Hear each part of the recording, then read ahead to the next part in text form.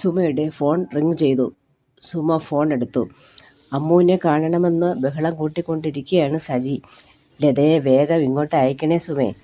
ഞങ്ങൾ 5 മിനിറ്റ് ആയിട്ടേ ഉള്ളൂ. ഒരു സ്ഥലം വരെ പോയിരിക്കുകയായിരുന്നു. ഭക്ഷണം കഴിക്കേണ്ട താമസമേ ഉള്ളൂ. പെട്ടെന്ന് അങ്ങോട്ട് എത്താം കേട്ടോ. 9 മണിക്ക് മുമ്പ് വരണേ. ഞങ്ങൾ പെട്ടെന്ന് തന്നെ അങ്ങ് എത്തും. എന്നാൽ ശരി. അവർ ഫോൺ കട്ടാക്കി. നിത മിനിയമ്മയുടെ ആഹാരം കഴിച്ച പാത്രവും ലതയുടെയും പാത്രങ്ങളും അടുക്കി തുകിനയുടെ പാത്രത്തിൽ പിടുത്തമിട്ടു. തുകിന ആ കൈ പിടിച്ചു. അവൾ നിതയോട് ചോദിച്ചു, എന്താണ്?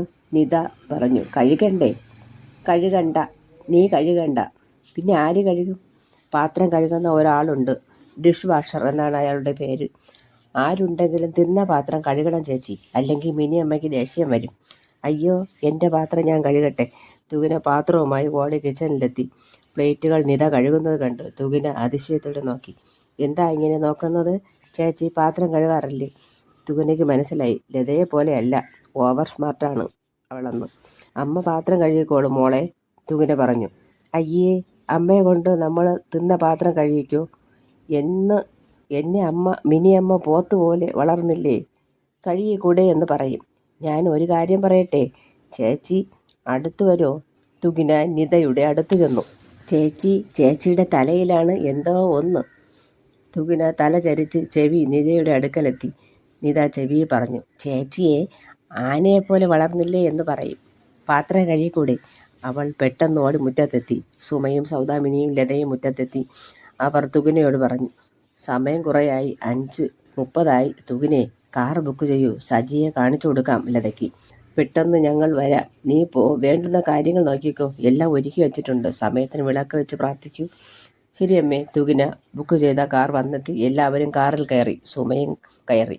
കാറിലിരുന്ന് മരങ്ങളും വീടുകളും ഓടുന്നത് നിത നോക്കി നിന്നു. പെട്ടെന്ന് കാർ നിന്നു. എല്ലാവരും കാറിൽ നിന്നിറങ്ങി. സജിയുടെ മുന്നിലെത്തിയ നിത അച്ഛ എന്ന് വിളിച്ചു. അമ്മു, ഇത് ഏതടി കൊച്ച്? അച്ഛ, എന്നെ അറിഞ്ഞൂടെ? സുഖമില്ലാത്തതല്ലേ? അച്ഛൻ ഓർമ്മയില്ല മോളെ, ലത പറഞ്ഞു. ഞാൻ ചെല്ലട്ടെ, അവൻ എന്ത് പറയാണെന്ന് നോക്കട്ടെ. സൗദാമിനി സജിയുടെ മുന്നിലെത്തി. എടാ സജി, നിനക്കിപ്പം കുറവുണ്ടോടാ? സൗദാമിനി ചോദിച്ചു. സജി, അമ്മു, യുവതിയെ ആര് പറഞ്ഞു ഇങ്ങോട്ട് വരാൻ? ഈ നുണച്ചിത്തള്ളയെ എനിക്ക് ഭയങ്കര പേടിയാണ്. ഇവരെ പോകാൻ പറ. കാളിത്തള്ളയല്ലേ ഇത്? കാളിത്തള്ള നിന്റെ തള്ള. പോടാ വയലെ. പതുക്കെ പറ അമ്മ, ലത അമ്മയോട് പറഞ്ഞു. അമ്മ, ആശുപത്രിയാണ്. രോഗിയെ വഴക്ക് പറയല്ല്, അവർക്ക് ദേഷ്യം വരും. എന്നെ അവൻ കാളിത്തള്ളയായിട്ടാണ് കാണണത്. എന്തരാണ് അമ്മ എൻ്റെ അടുക്ക പറഞ്ഞത്? അതുപോലെയാണ് ഇത്. കാളിത്തള്ള ഒരു പർവ്വതം പോലുള്ള സ്ത്രീയല്ലേടി. ഞാൻ അത്ര തടിച്ചയാണോ പെണ്ണെ? ഈവൻ കള്ളക്കോള് കാണിക്കുകയാണെന്നാണ് എനിക്ക് തോന്നണത്. ശരിക്ക് വയ്യാത്തത് എൻ്റെ അമ്മ. കൊച്ചിനെ പോലെ അയാൾക്ക് അറിയണില്ല. അതാണ് ഞാൻ പറഞ്ഞത് കള്ളക്കോളെന്ന്. കണക്കാക്കിക്കോ. സുമ ലവ്ലിയുടെ അടുത്ത് പോയി. ലതയ്ക്കും കുടുംബത്തിനും താമസിക്കാൻ ലവ്ലിയുടെ അടച്ചിട്ട വീട് വാടകയ്ക്ക് റെഡിയാക്കി അഡ്വാൻസ് കൊടുക്കാൻ ഡേറ്റും നിശ്ചയിച്ചു. ലവ്ലി കയ്യിലിരുന്ന വീടിൻ്റെ താക്കോൽ സുമയ്ക്ക് നൽകി. സുമ അത് ലതയ്ക്ക് കൈമാറി. ഡോക്ടർ പറഞ്ഞിട്ടുണ്ട്, 2 ദിവസത്തിനകം നിങ്ങൾക്ക് വീട്ടിൽ വരാൻ സാധിക്കും. വരുന്നത് ഒരു വാടക വീടാകട്ടെ. ഒരു സ്വാതന്ത്ര്യമുണ്ടല്ലോ, സുമ പറഞ്ഞു. നിനക്ക് ഇഷ്ടമുള്ളപ്പോൾ ഞങ്ങളെ കാണാനും വരാം. സുമയുടെ വീടിൻ്റെ അടുത്ത വീടായത് കാരണം ലതയ്ക്ക് വളരെ ഇഷ്ടപ്പെട്ടു. സൗദാമിനി കലി മനസ്സിലടക്കി ആശുപത്രിയിൽ നിന്നു. ലതയ്ക്ക് ആശുപത്രിയിൽ ആവശ്യമായ സൗകര്യങ്ങൾ സൗദാമിനി ചെയ്തു കൊടുത്തു. സജിയെ വാർഡിൽ നിന്ന് റൂമിലേക്ക് മാറ്റി. 2 കട്ടിലും മേശയും ഒരു കൊച്ചു അടുക്കളയും അതിലുണ്ടായിരുന്നു. റൂം നമ്പർ 69, ലത പറഞ്ഞു. അമ്മയ്ക്കും എനിക്കും കിടക്കാം. 2 ഡബിൾ കട്ടിലാണ്. തോനെ പൈസ ആയി കാണും, സൗദാമിനി പറഞ്ഞു. ഇവന് എത്ര ദിവസം ഇവിടെ കിടക്കണമെന്ന് നേഴ്സ് വരുമ്പോൾ നീ ചോദിക്കണം കേട്ടാ. ചോദിക്കാം അമ്മ, ലത പറഞ്ഞു. യാത്ര ചെയ്ത് തളർന്ന അവർ ഉറക്കമായി. തുറന്നു കിടന്ന വാതിലിലെത്തിയ നേഴ്സ് ലതയെയും സൗദാമിനിയെയും തട്ടി ഉണർത്തി. എന്തുറക്കമാണ്? ലത കണ്ണ് തിരിവ് എഴുന്നേറ്റു. സജി എവിടെ? സജി അവിടെ കണ്ടില്ല, സൗദാമിനി പറഞ്ഞു. ഇവിടെ സജി ഉറക്കമായിരുന്നു. കതവ് കുറ്റിയിട്ടിട്ടാണ് ഞാനും കിടന്നത്, ലതയും പറഞ്ഞു. സജിയേട്ടനെ കാണാനില്ല. നേഴ്സിനോട് വിവരം പറഞ്ഞു. സുമയെ വിവരം അറിയിച്ചു. സജിയെ കാണാനില്ല. ലത സങ്കടത്തിലായി. സൗദാമിനി പറഞ്ഞു. വയ്യാതെ കിടന്നവൻ റൂമിൽ നടന്നു വന്നപ്പോഴേ എനിക്ക് തോന്നി അവന് നല്ല കുറവുണ്ടെന്ന്. ഇവൻ ഓടിപ്പോകാൻ കോളെടുത്ത് കിടക്കുകയാണെന്ന്. അമ്മ ഒന്ന് മിണ്ടാതിരിക്കോ? നമുക്ക് ഒരു പരാതി എഴുതി കൊടുക്കാം. അവർ കൊണ്ടുവരുമല്ലോ, സൗദാമിനി പറഞ്ഞു. അത് കേട്ട് ലതയ്ക്ക് പേടിയായി. വേണ്ടമ്മ, സജിയേട്ടൻ പുറത്തെവിടെയെങ്കിലും ബീഡി വലിക്കാനോ സോഡ കുടിക്കാനോ പോയി കാണും. 2 ദിവസമായി ഇവിടെ ഒറ്റ കിടപ്പല്ലേ, പോയിട്ട് വരും, ലത പറഞ്ഞു. സൗദാമിനി ചോദിച്ചു. വന്നില്ലെങ്കിൽ സുമചേച്ചി കൂടെ വരട്ടെ? കൊച്ചമ്മയെ എപ്പോഴും പാടുപെടുത്തണോടി? അമ്മ, സുമചേച്ചി നമുക്കൊരു വീട്, അടുത്തുള്ള ഒരു വീട് വാടകയ്ക്ക് എടുത്തിട്ടുണ്ട്. മോളുടെ TC വാങ്ങാൻ മോളെ കൂട്ടി സജിയേട്ടനെ വീട്ടിലാക്കിയിട്ട് പോകാൻ പ്ലാൻ ഇട്ടിട്ടാണ് ചേച്ചി പോയത്. തന്നെയടി. സൗദാമിനി അന്തം വിട്ടിരുന്നു. സജിയെ എവിടെ ചെന്ന് തിരക്കും?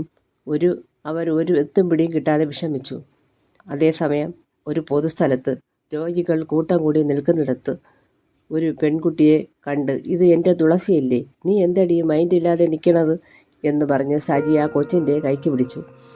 ആ കൊച്ചിൻ്റെ സഹോദരൻ ആ കൈ പിടിച്ച് തിരിച്ചു. വേദന കൊണ്ട് പുളഞ്ഞ സജി ഉറക്കെ അലറി വിളിച്ചു. അമ്മുക്കുട്ടി ഓടിവാടി, അമ്മുക്കുട്ടി ഓടിവാടി. ലത സജിയുടെ വിളി കേട്ടു. അമ്മ, സജിയേട്ടൻ്റെ ശബ്ദം. ഉള്ളത് തന്നെ, വെക്കം പോ, അവൻ വല്ലയിടത്തും അടിയും വാങ്ങിച്ച് നിൽക്കണമായിരിക്കും, ഓടിച്ചില്ല. വേഗം പോടി അമ്മു, ലത പറഞ്ഞു. അമ്മയും എന്നെ കളിയാക്കിക്കോ. ലത അവിടം ആകെ നോക്കി. സജിയെ കണ്ടില്ല.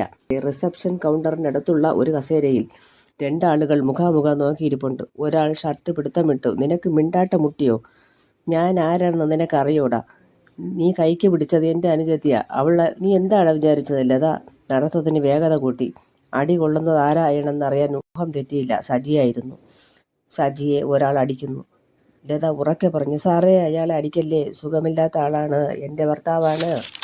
പരിചിതമായ ശബ്ദം കേട്ട് അവൻ തിരിഞ്ഞു നോക്കി. ലതയെ കണ്ടവൻ ഞെട്ടി. ലത പറഞ്ഞു. മണികണ്ഠൻ. അപ്പോൾ പേര് മറന്നിട്ടില്ല. അവൻ പിടിവിട്ടു. സജി ലതയെ നോക്കി ചിരിച്ചുകൊണ്ട്. ആരാടി ഇവൻ? ഈ വെട്ടിക്കളിയാണോ നിന്റെ ഭർത്താവ്? നിന്റെ അമ്മയെ എനിക്കൊന്ന് കാണണം, ലത പറഞ്ഞു. നീ അയാളെ വിട്, എല്ലാം എൻ്റെ വിധി.